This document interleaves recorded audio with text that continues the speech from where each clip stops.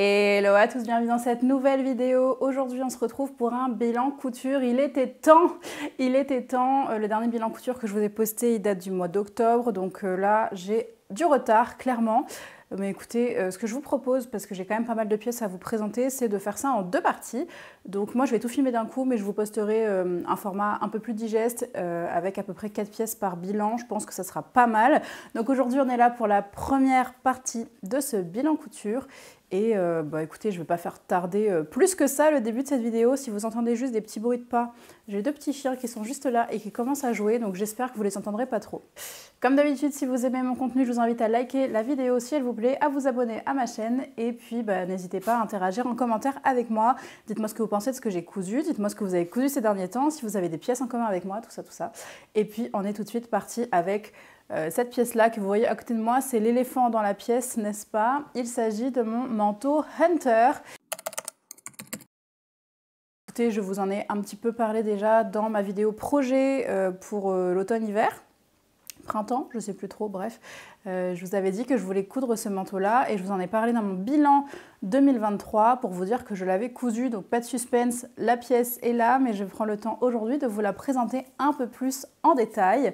Déjà, laissez-moi commencer par vous dire que je suis super fière de cette pièce-ci. Je n'ai pas trouvé de défaut réellement technique, en tout cas au niveau du col et tout ça, je trouve que ça se place super bien. Je vois vraiment le progrès que j'ai pu faire depuis ma couture de premier manteau qui était le manteau Carmen de Fibre Mood que j'ai recyclé. Si vous avez vu ma vidéo recyclage, non pas celle d'il y a 2 semaines mais celle d'il y a plusieurs mois, je crois qu'elle était sortie en mai 2023, j'avais recyclé ce manteau là et donc je vois vraiment l'écart de compétences et le gain technique que j'ai pu avoir en ces quelques mois, notamment au niveau du col. Celui-ci, il est, je trouve, très bien fait. Je vais m'approcher un peu. Hop, donc je vous laisse apprécier ici le col. C'est un col tailleur, hein. On voit ici, là, vous avez la couture de chaque côté et puis on a les pans qui retombent. Tant que je suis proche, je vous montre le dos, c'est un col. Tout simple, hein. Enfin, c'est un col tailleur qui se replie en deux comme ça.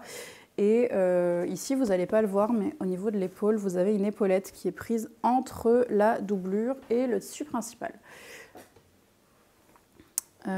Si je vous montre ici, donc l'intérieur est entièrement doublé, hop, et je vais me reculer un petit peu pour vous montrer le reste. Hop là. Donc on a ces deux grands pans qui viennent sur le dessus.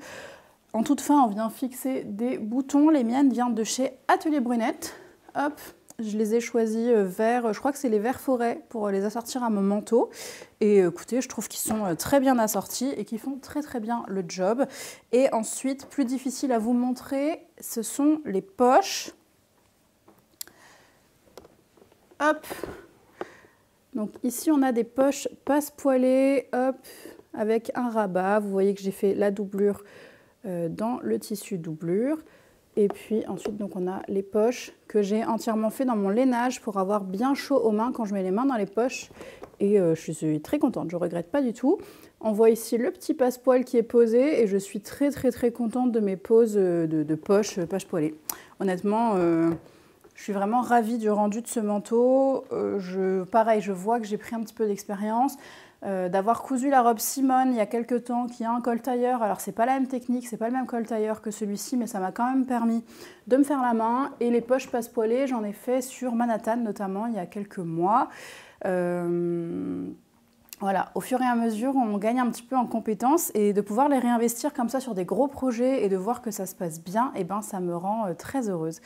Je vous montre rapidement l'intérieur qui est doublé comme ceci. Donc c'est une viscose qui vient de chez Dries & Stoffen. Voilà, avec des fleurs. Donc ça fait une viscose hyper colorée et j'ai fait les manches dans un tissu, je crois que c'est acétate viscose, qui vient de chez My Little Coupon. Franchement, ce coupon-là, je l'ai acheté et je n'ai fait que des doublures de manches dedans. Et il est juste parfait, en fait, parce que ça glisse, c'est nickel. Mes vêtements n'accrochent pas du tout dedans. Vous voyez que la finition à l'intérieur, donc c'est doublé. Et en fait, on vient retourner la manche et on a une petite partie du lainage qui revient sur l'intérieur de la manche. Donc ça fait une finition vraiment nickel. Que vous dire d'autre pour la construction de ce manteau? On a des manches tailleur, donc elles sont en deux parties. Vous avez un dessus et un dessous de manche. Et puis voilà. Hop, il manque juste une petite étiquette sur ce manteau. J'ai pas encore pris le temps de coudre une petite étiquette à la main. Pour être honnête, la doublure est tellement déjà voyante. Par exemple, quand je suis au travail, j'ai un cintre sur lequel je place mon manteau. Et vous voyez, on voit déjà tout ça. Et je me dis, est-ce que vraiment l'étiquette est nécessaire? Donc, j'ai pas pris le temps d'en rajouter depuis. Et je suis pas sûre de le faire finalement. Mais c'est vrai qu'au début, je voulais poser une étiquette un petit peu jolie. Dernière chose, on vient ensuite évidemment faire des boutonnières pour pouvoir fermer le manteau. J'avoue personnellement que c'est le genre de manteau qui n'est pas ceinturé et moi j'aime bien porter ces manteaux-là ouverts. Autant les manteaux ceinturés, j'adore les fermer, les ceinturer, avoir la taille marquée. Celui-là, comme il tombe quand même assez droit, j'aime bien le porter ouvert, puis avoir une veste ou quelque chose en dessous pour me tenir chaud. Ça m'arrive de le fermer, mais franchement, je le porte la majorité du temps ouvert.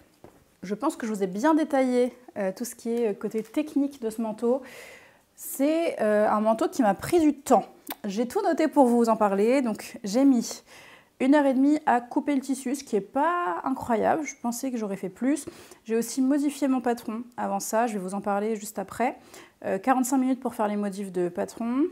J'ai aussi compté 1h30 pour tout ce qui est découpe de thermocollants et pose de thermocollants. Il faut savoir que sur ce manteau, il y a beaucoup de thermocollants puisqu'en fait les devants sont intégralement thermocollés ainsi que les parmentures devant. Et pourtant, vous voyez, mon manteau il reste super fluide, mais il a quand même de la tenue. Et ça, je trouve que c'est grâce au thermocollant. Le mien, il venait de chez Rascol. C'est un thermocollant spécial lainage et tissu maille, je crois. Et j'en suis très contente. Franchement, j'ai pu doubler, mais il m'a fallu prendre 2 paquets, puisqu'il s'est vendu en paquet. C'est 1,50 m par 1 m.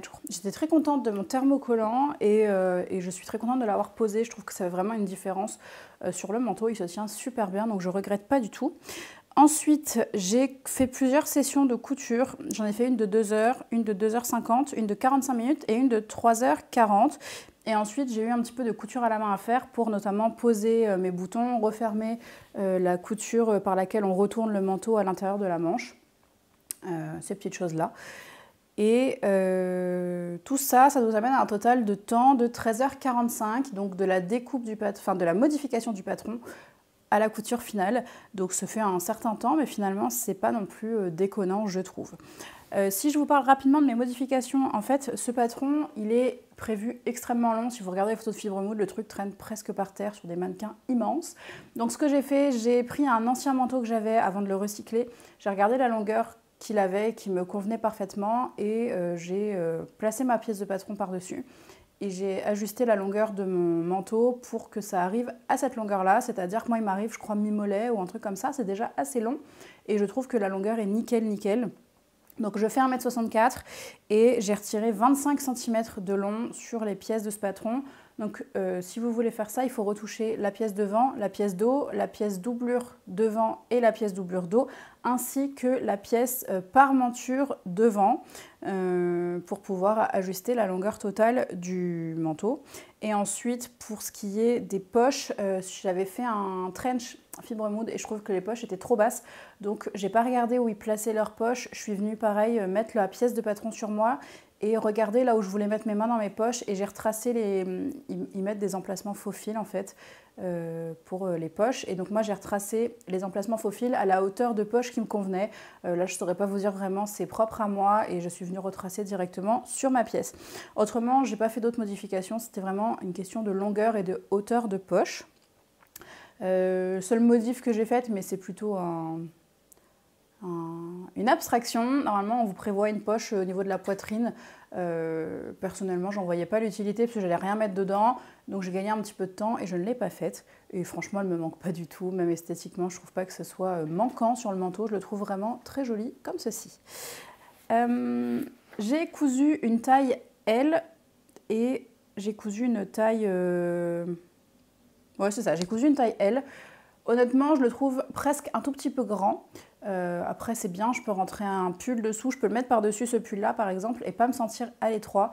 Mais c'est vrai qu'aux épaules, j'aurais peut-être pu ajuster pour être sur une taille M. Mais bon, je trouve que, in fine, je suis bien dans ce manteau et je le trouve confortable. Mais je pense qu'une taille M aurait amplement suffi. Surtout que j'ai pas utilisé des tissus non plus super épais en termes de doublure et tout ça, c'est de la viscose. Donc j'aurais pu passer sur la taille en dessous. Enfin, autrement, ce que j'ai noté, c'est que les explications des poches passe-poilées étaient vraiment parfaites. Franchement, si vous avez déjà cousu, parce qu'évidemment, on se lance rarement sur un projet comme ça en termes de premier projet, bien que chacun fait bien ce qu'il veut. Mais si vous avez déjà fait des pièces, que vous savez coudre, etc. et que vous n'avez jamais fait de poche passe-poilée, honnêtement, je trouve que c'est très bien expliqué et que si vous n'avez pas besoin de support vidéo, c'est un très bon patron pour les faire. Et puis si vous avez besoin de support vidéo, pardon, vous pouvez aller voir par exemple la vidéo de Maison Fauve sur le blazer Manhattan. C'est la même chose et c'est très bien expliqué et franchement je suis ravie du résultat. Ils vous font tracer les marges de couture, ce qui fait que vous n'avez qu'à coudre dessus et j'ai trouvé que c'était absolument parfait. Voilà, j'ai pas grand chose d'autre à dire si ce n'est que autant il y a des patrons sur lesquels je peste parce que c'est mal expliqué, autant là j'ai trouvé que de A à Z tout était très très clair. Qu'est-ce qu'il me reste à vous dire? Eh bien écoutez, sur ce modèle là, donc j'ai choisi un lainage qui vient de chez My Little Coupon. Vous le trouverez plus maintenant, ça fait des années que je l'ai, enfin des années, oui, ça doit faire 2 ou 3 ans quand même. C'était un drap de laine, de mémoire il est 80% laine, 20% polyamide ou quelque chose comme ça. J'en ai utilisé 2,90 m sur une laisse d'1,50 m en taille L, parce que normalement je crois qu'ils recommandent 3,10 m ou 3,20 m de tissu. Moi c'est rentré, mais souvenez-vous que j'ai aussi retiré 25 cm de long au manteau, donc ça aide à le faire rentrer dans 3 mètres. Pour la doublure, j'ai utilisé 1,20 m de cette viscose et j'ai utilisé 65 cm pour faire les manches dans le tissu glissant, là, l'acétate, qui venait aussi de chez My Little Coupon. Donc si on fait le total en termes de tarifs, donc j'ai acheté une bobine de fil chez Mettler, une grosse bobine qui fait 500 mètres je crois, à 6,50 €. J'ai utilisé mon tissu principal, j'en avais pour 47,20 € pour le coupon, je l'avais eu en promotion. La doublure, j'ai compté 6 € de tissu. La deuxième doublure, j'ai compté 3,25 € de tissu. Le thermocollant, j'en ai eu pour 11,90 € pour les 2 paquets. Et 11,40 € pour les boutons Atelier Brunette. Donc ça me ramène un grand total de 86,25 € pour ce patron-ci. Si on prend juste la valeur en tant que telle, évidemment, c'est un coût qui est élevé. Par contre, si on regarde la qualité du produit, avec la qualité du lainage, puisque c'est quand même un lainage 80% laine. Je le porte tous les jours depuis à peu près, enfin tous les jours ou presque, depuis à peu près 2 mois, je dirais, 1 mois et demi. Et je trouve qu'il vieillit très bien le lainage pour l'instant en tout cas. Donc ça, j'en suis ravie. Et en fait, si on veut quelque chose d'équivalent dans le commerce, ben, il faut aller sur des marques d'un certain standing. Et je pense que ces manteaux-là sont vendus à bas mot, pardon, et au plus bas, je pense qu'on peut les trouver en solde à 300 €. Voyez, donc je suis très contente de savoir coudre, n'est-ce pas? Et puis surtout, je suis très contente de mon choix. J'adore la couleur. Je trouve que c'est un vert qui me va bien. Et c'est un vert qui est tout à fait différent quand on le voit à la lumière, quand on le voit à la caméra. Dès que moi je sors, je trouve qu'il a une autre couleur de vert. Bref, j'adore ce manteau, j'en suis très très contente. Vous aurez compris. Allez, on passe au prochain projet que je vais vous présenter. Donc après une aussi grosse pièce, je vais passer à l'opposé, à des toutes petites pièces, puisque je vais vous parler lingerie. J'ai cousu pour Eclipse Lingerie Studio. En fait, j'ai participé à son test pour son... Je crois que c'est son dernier patron qui est sorti, c'est la culotte Hémisphère, que je vais vous montrer. Donc j'en ai 2 versions, puisque j'ai fait 2 versions test. La première, c'est celle-ci. Donc je l'ai cousue dans une box de Je fais mes dessous, les deux d'ailleurs, hein, je vais vous en parler. Celle-ci, je crois qu'elle date du printemps 2022 peut-être, je sais pas. Donc vous voyez que le patron se compose avec une partie en dentelle sur l'avant. Et puis sur le dos, vous venez mettre ce que vous voulez, ça peut être un jersey, ça peut être une microfibre, voilà, tout, un lycra, ce que vous voulez. Un tissu extensible, donc moi c'est une petite microfibre bleue. Et puis l'intérieur, vous avez un grand gousset doublé en coton. Voilà, donc moi j'ai eu la bonne couleur pour doubler puisque c'était dans la box, il y avait le bon morceau de jersey pour doubler. Et donc voici la culotte, donc là c'est vraiment 100% box Je fais mes dessous, les petits élastiques picot qui sont posés comme ceci. Donc à l'époque j'avais pas encore ma recouvreuse, donc là c'est tout posé à la machine à coudre. J'ai fait un petit point zigzag triple pour poser mes élastiques. Et vous voyez que la particularité, c'est que là, sur le devant, vous avez la dentelle et à l'intérieur, vous passez votre élastique pour venir faire votre tour de taille en fait. Donc c'est assez particulier comme pose d'élastique. J'avais jamais fait ça. On vient vraiment le poser le long des dents ici. Hop, donc si je vous montre à l'intérieur, on vient vraiment suivre la ligne des dents pour poser l'élastique. Et puis voilà, pareil pour les tours de cuisse. Donc ce qui en est ressorti de cette première version, c'est qu'elle m'allait un peu grande et notamment au niveau du gousset, il était trop large pour moi. C'est pas agréable en fait à l'entrejambe, c'était trop large, donc je l'ai fait remonter à Milena évidemment. En fait, en suivant son tableau détail, j'avais cousu un 46. Or, moi, je fais plutôt en 44 dans le commerce au niveau des culottes. Donc, sans surprise, au final, elle était trop grande. Mais c'est pas grave. Donc, j'avais dit que le gousset était trop large et que la pièce devant également était trop large ici. Ça venait trop se rabattre sur les jambes. C'était pas agréable. Donc ça, c'est la première version. Vous verrez que la culotte, elle est assez... Enfin, vous verrez. Vous n'aurez pas de vidéo portée, ça, vous le savez, mais... Voilà, si je vous montre comme ça, je ne sais pas si on se rend compte qu'elle est assez échancrée en fait sur la fesse. C'est une culotte qui n'est pas trop couvrante au niveau de la fesse, donc il faut aimer. Moi, ça ne me dérange pas. Et voici donc ma première version. Il faut savoir que ce modèle-là, il est possible de le coudre avec une dentelle stretch et une dentelle rigide. Vous avez en fait deux versions du patron pour pouvoir adapter. Donc là, moi, c'est une dentelle qui est extensible. Et parce que j'avais pas de dentelle rigide en stock pour tester, donc là j'ai testé la version dentelle extensible. Donc ma seconde version, je vous la montre, ensuite je prendrai mes notes parce que je me souviens plus de tout. La voici. Je ne sais pas si vous vous souvenez, j'avais cousu un soutien-gorge sans armature du livre Eclipse Lingerie Studio de Milena, toujours, dans ces matières-là. Et donc j'avais fait la culotte assortie, donc je ne sais pas si vous vous souvenez de ce podcast, mais ça remonte un peu. Et en fait la culotte, je l'ai cousue à cette période-là, vous voyez. Donc en fait on a fait le test, il y a eu des modifications, Milena a pris son temps et ensuite elle a ressorti, elle a sorti le patron bien plus tard. Il est sorti en fin d'année dernière. Donc là c'est ma deuxième version, après les modifications. Je pense que là vous voyez bien que c'est échancré. Je vais quand même essayer de vous le montrer. Voilà, vous avez une forme comme ça, hop, qui vient échancrer sur la fesse. Donc pareil, là c'est je fais mes dessous pour la microfibre et pour les élastiques. Pour la dentelle de devant, je l'avais commandée à une époque sur les filles à pois. Et peut-être que là, comme c'est contrastant, vous verrez mieux la forme du gousset qui est, si je vous la mets à l'envers, hop, voilà. Donc ça vient vraiment remonter très haut puisque ça vient couvrir jusqu'en haut au niveau de la dentelle. Et ça va aussi sur l'arrière, donc c'est un gousset, c'est une pièce gousset qui est assez grande, mine de rien. Et voici, donc ça c'est ma seconde version qui me va beaucoup mieux. En fait ce qui s'est passé c'est que moi j'ai fait des modifications sur le patron avant même d'avoir reçu la version modifiée de Milena. Et je lui ai dit ce que j'avais fait. Je lui ai fait des petites vidéos portées et je lui ai dit ce que j'avais fait pour lui montrer comment moi je préférais la porter. Donc je suis partie sur une taille 44 déjà, au lieu d'une taille 46, donc elle me va beaucoup mieux en termes de taille. J'ai retiré 1 cm sur le bord du gousset. Donc en fait, au niveau de l'entrejambe, j'ai retiré 1 cm et je suis venue mourir à 0,5 cm ici. Donc j'ai mangé entre 0,5 et 1 cm de tissu au niveau du gousset pour qu'il soit plus étroit et ça m'allait beaucoup mieux.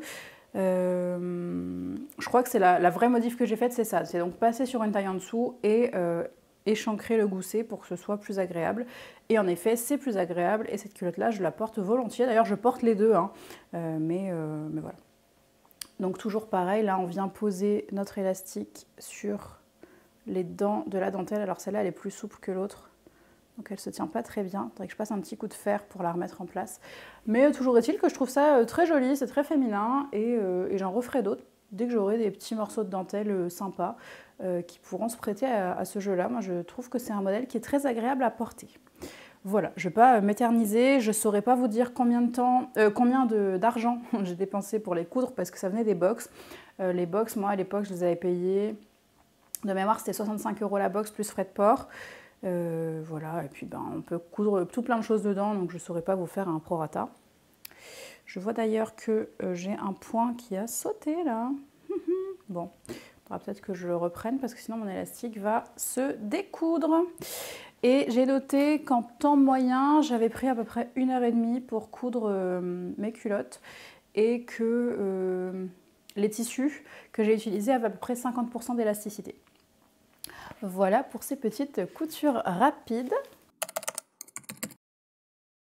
On On enchaîne avec un pull pour homme, donc c'est le pull robe. Si vous me suivez et que vous avez vu ma vidéo projet, un projet de Noël à coudre, je vous avais parlé de ce modèle-là. Donc il est cousu, je ne l'ai pas cousu pour Noël, mais je l'ai cousu pour l'anniversaire de mon mari qui était en janvier. Hop, donc ce modèle-ci, je lui avais déjà cousu, mais je vous avais dit, j'avais fait une capuche. Là, je lui ai fait le col montant. Et écoutez, il le porte, il l'aime bien, donc tant mieux. Donc vous avez un col montant, vous avez des manches raglan. Hop, je ne sais pas si vous allez voir ici, vous avez la couture de la manche raglan. Le dos, pareil, manche raglan. Et sur le devant, vous avez, hop, en bas, une poche ventrale, poche kangourou. Moi, je me suis amusée, je vais vous zoomer un peu, à faire une triple surpiqûre, là, pour fixer. Je ne sais pas si vous allez voir. On a une triple surpiqûre. Je l'ai faite à la machine et pas à la recouvreuse. Parce qu'en fait, c'est des piqûres que j'ai faites au moment de fixer. C'est-à-dire que moi, j'ai d'abord replié ma pièce de poche une première fois et j'ai fixé ce repli parce que le sweat bougeait pas mal.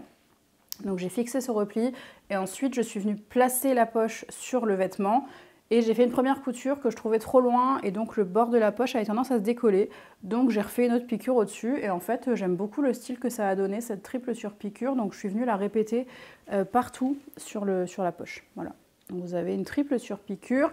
Et puis donc ce vêtement-là, en bas, normalement vous faites un ourlet. Moi je suis venue poser une bande en bord-côte.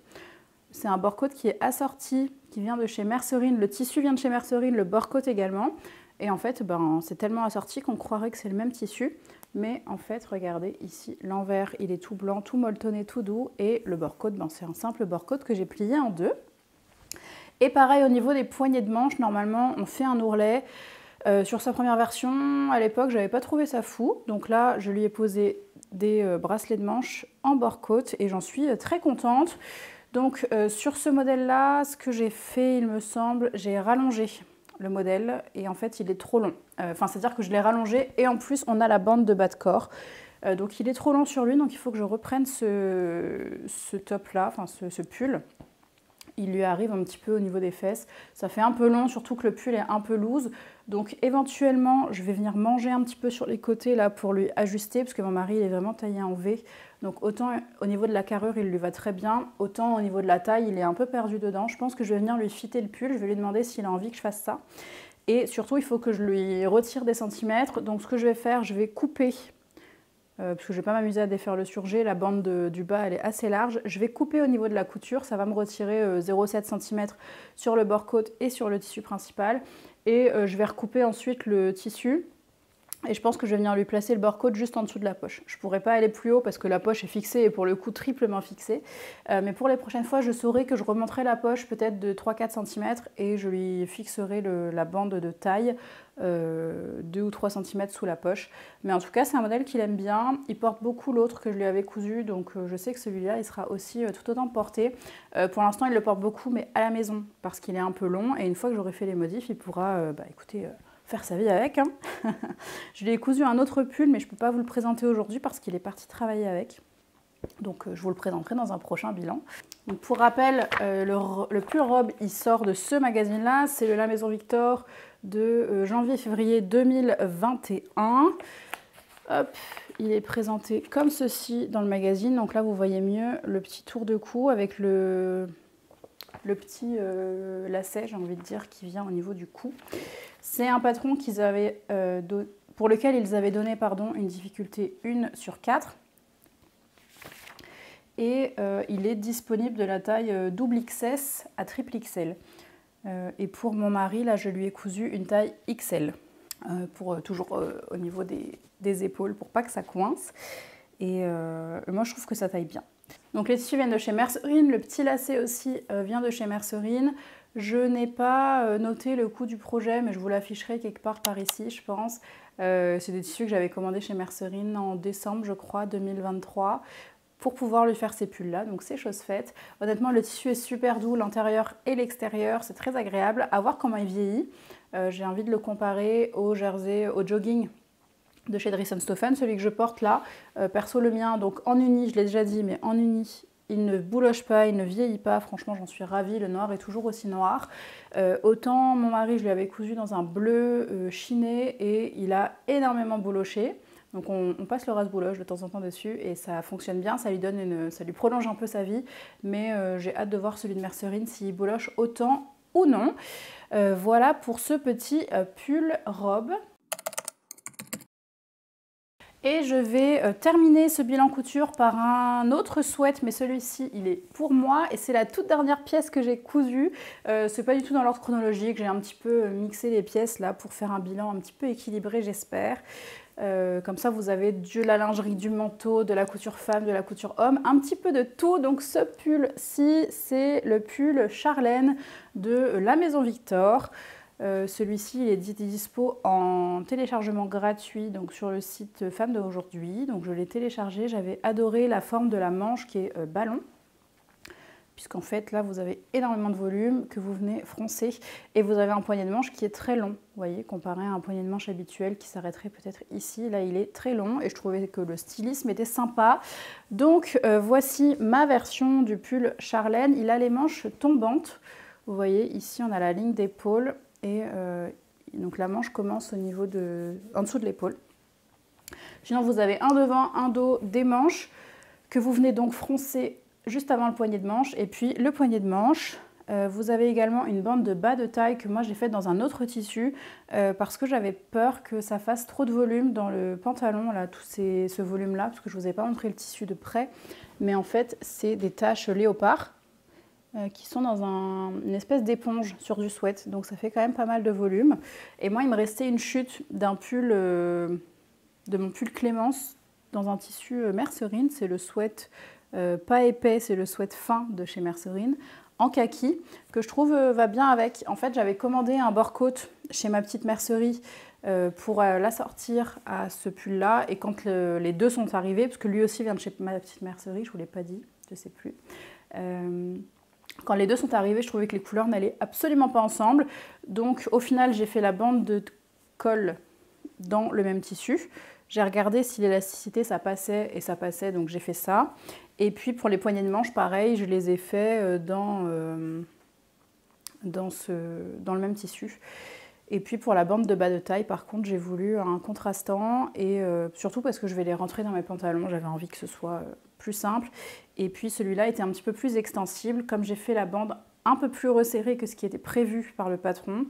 Et ben je trouvais que c'était plus adéquat d'utiliser ce tissu là. Si je vous parle un petit peu des modifs que j'ai fait sur ce pull là, donc ce pull je l'ai cousu en 42, mais honnêtement il était beaucoup trop grand. J'ai retaillé, là vous allez voir sur les images, je trouve qu'il tombe encore un peu oversize, mais oversize portable, moi je trouve que c'est joli.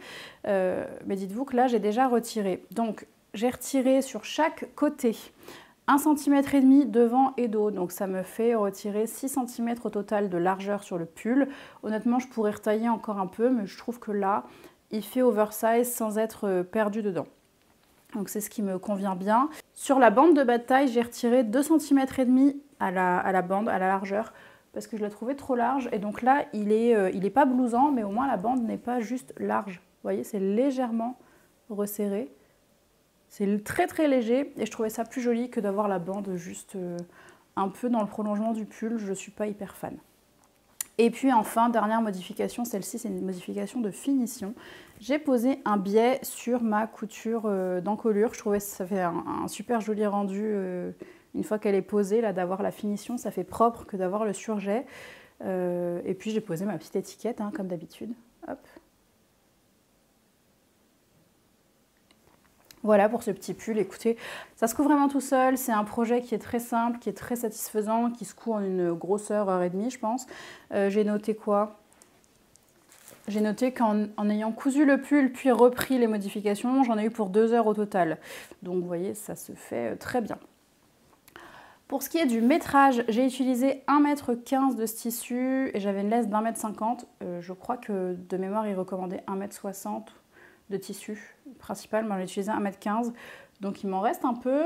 Je crois que j'ai commandé 1,60 m ou 70 et j'ai coupé un deuxième projet dedans qui est un short de pyjama pour l'été que j'ai pas encore cousu pour le coup, mais je l'ai coupé tout de suite, comme ça j'ai pas la chute qui retourne dans mon placard et ce sera un projet vite cousu quand j'aurai cousu. Là je suis en train de coudre une veste doublé, etc. Donc quand j'aurai fini ce projet et que j'aurai envie de quelque chose de plus simple, j'irai coudre mon t-shirt en jersey et ça me fera très plaisir. Et donc pour ce qui est du coût, j'en ai eu pour 22,50 € de tissu chez ma petite mercerie. Et puis la chute du bas là, pour coudre la bande de bas du pull. Et puis voilà. Dernière petite chose que j'ai oublié de vous dire, je trouve que l'encolure est assez dégagée. Enfin, il faut y faire attention, quoi. Si c'est quelque chose que vous n'aimez pas, moi je trouve ça agréable et en fait je vais porter ce pull là comme un t-shirt à manches longues. C'est pas un truc que je mets en pull par-dessus quelque chose, enfin, je vais peut-être mettre un petit caraco en dessous ou quelque chose comme ça, mais je le porte vraiment en petit t-shirt et donc j'aime bien que l'encolure soit un peu dégagée et que ce soit pas trop enfermé, mais je préférais vous le signaler si jamais vous c'est quelque chose qui peut vous déranger. Écoutez, voilà, je vous ai présenté mes quelques pièces pour cette première partie de bilan couture. J'espère que ça vous aura plu, que le bilan aura été varié et intéressant pour vous. Je vous laisse me dire tout ça dans les commentaires et on se retrouve très vite pour la deuxième partie de ce bilan couture. Allez, ciao!